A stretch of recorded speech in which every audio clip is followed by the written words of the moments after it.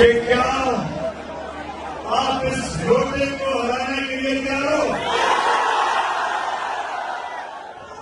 मैं सारे हल्के के नौजवानों को सबसे पहले एक पैगाम देना चाहता हूं। सबसे पहले और सुने कि किसी सूरत वो लोग जो अपना जमीन बेचते, अपना जमीन बेचते लूटा होते, जो इस हल्के के लोगों को उनकी तौहीन करते, नौजवानों आपकी घर का दाना और एक दरवाजे पे एक आवाज देनी है कि